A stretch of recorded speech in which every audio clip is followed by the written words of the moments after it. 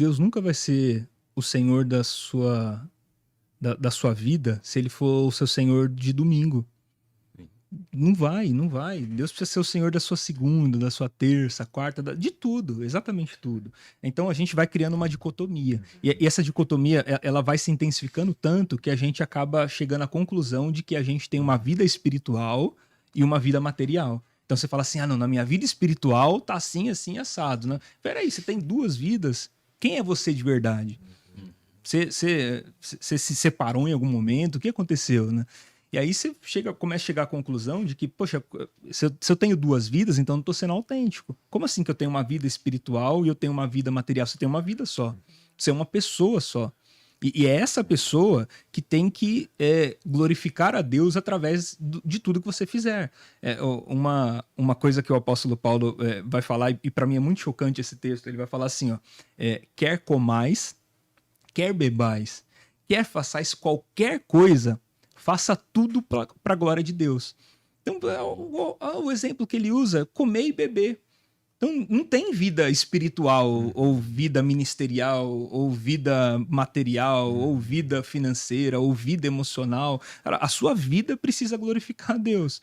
E se a sua vida não glorifica a Deus, aí esquece esse negócio de vida ministerial, de vida profissional, de vida sei lá o quê. Você tem uma vida só. Sim. Você não tem múltiplas vidas. Me fez lembrar de uma passagem, né? Buscai o reino de Deus e a sua justiça.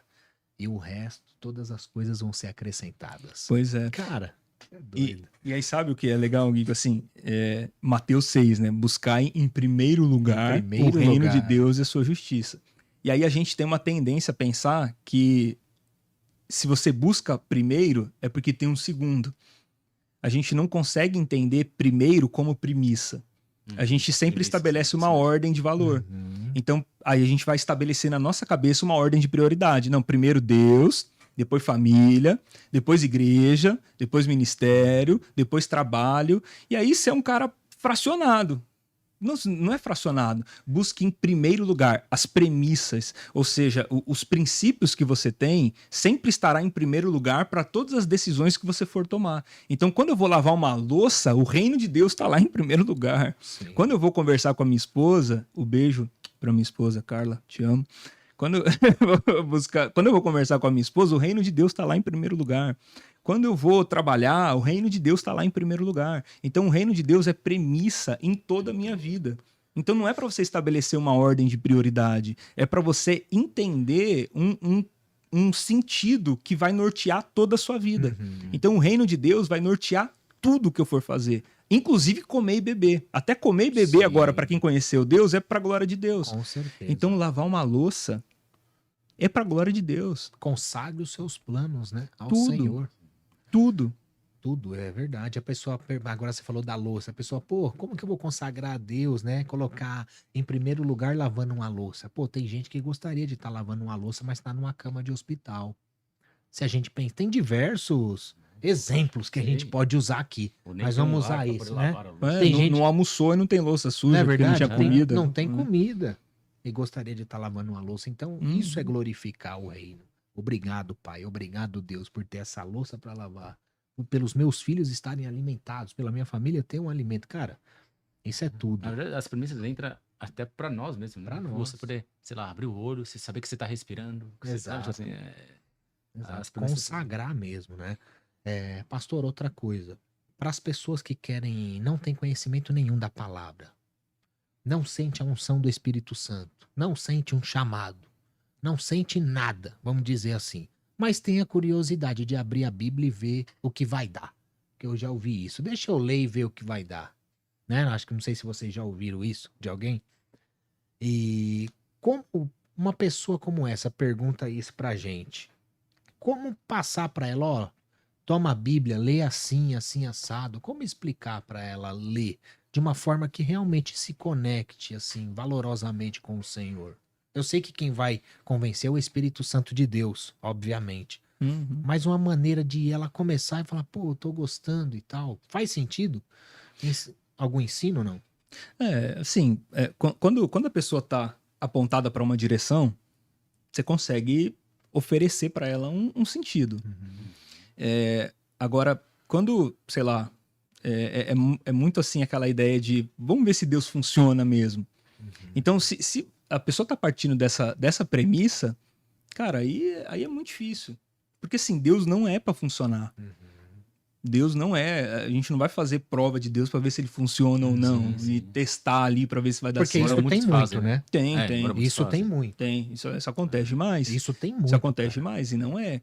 Qual que é o ponto? Assim, a gente transformou Deus em uma coisa.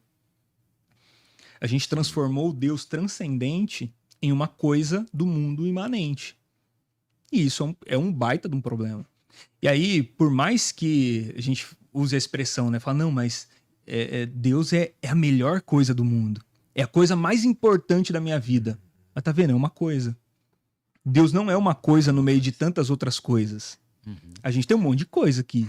Aqui na sala mesmo, a gente tem uma TV que é uma coisa, tem microfone que é uma coisa, tem câmera que é uma coisa, tem um monte de coisa aqui. E Deus não é mais uma coisa aqui no meio de tanta coisa. Sim. Esse Deus coisa, esse Deus coisificado, ele não é o Senhor Todo-Poderoso. Sim. Deus é transcendente. Então, quando a pessoa vem com essa ideia de como fazer Deus funcionar, a ideia que essa pessoa tem é a ideia de um Deus coisa. Isso não vai funcionar. Mas isso às vezes não pode ser uma porta, vamos falar assim, porque a pessoa que fala isso, ela tá na plena ignorância dela, né? E tem pessoas, às vezes, que já escutei gente que fala assim, eu duvidei e Deus apareceu. Ou seja, ele precisou duvidar para saber que Deus existia e ele vir a se converter, não sei, alguma coisa assim. Isso às vezes não pode ser uma porta, eu sei que não é a forma correta, né? Mas não pode ser uma porta, assim, de encontro. Não, e nem tem uma forma correta, viu, Léo? Nem tem uma forma correta, assim. Mas, cara, assim, pode ser. A gente não dá pra colocar Deus dentro de uma forma e falar, não, é assim que ele faz e tirando isso, não é ele que faz, né? Pode ser. Mas, assim, pensando racionalmente, o que no final a gente vai deixar aquela impressão? Assim, não, realmente Deus é uma coisa que funciona. Pode fazer prova que ele funciona. E não é esse o objetivo, né? O Assim, objetivo a gente não pode passar isso, né? Sim. Embora talvez ela até seja, mas a gente não pode deixar de transparecer que isso tem um fundo de verdade. Sim. Eu tenho uma história que há um tempão atrás eu vivi com um dos meus mentores. Eu estava num momento assim muito, muito tenso do meu ministério, muito jovem ainda, inclusive. Acho que na época eu tinha meus 20 e poucos anos, estava à frente de uma igreja e muito problema. E eu tinha poucos recursos ali para me esclarecer. E eu fui procurar ajuda em um amigo que acabou se tornando mentor. Fui conversar com ele numa padaria um dia lá, tomando café, claro. E aí a gente conversando, eu lembro até hoje as palavras dele. Ele falou assim, ô Rodrigo, eu vou te contar uma história. Ele falou, imagina um cara perdido no deserto uma semana. Uma semana ele ficou perdido no deserto. Você encontrou ele lá. O que você pode fazer? Ele falou, você pode oferecer água para esse rapaz, porque ele tá perdido no deserto, ele vai ter sede. Você dá uma garrafa de água na mão dele. Rapaz, ele vai pegar aquela água, ele vai abrir, na hora vai tremer, vai Em 10 derrubar. segundos Ele vai derrubar toda a água e não vai tomar, não vai conseguir tomar, ele vai jogar mais para fora do que para dentro. Ele falou, qual que é o seu papel ali? Ele falou, o seu papel é segurar na mão dele e ensinar esse cara a tomar água, para ele não cometer nenhum tipo de desperdício. Você vai ensinar, vai acalmar ele, vai, calma, eu tô aqui com você, toma água, tranquilo. Ele falou, agora pensa na seguinte hipótese. Você vai lá, abriu a garrafa, deu na mão do cara, ele fala pra você assim, não tô com sede. O que você pode fazer? Nada. Aí esse cara precisa de um milagre do Espírito Santo. Aí não é você. Então a nossa função aqui é ensinar as pessoas que têm sede como que elas fazem para tomar água. Mas se elas não têm sede, se você deu água na mão dela e ela não tem sede, é um milagre do Espírito Santo. Então, essa ideia das pessoas ainda pensarem em um Deus coisificado é um milagre do Espírito Santo. O Espírito de Deus precisa trabalhar o coração dessas pessoas. E quando elas deixarem de enxergar essa coisificação de Deus, aí a gente consegue fazer alguma coisa. Aí a gente consegue apontar uma direção, ensinar um caminho e servir de inspiração e etc.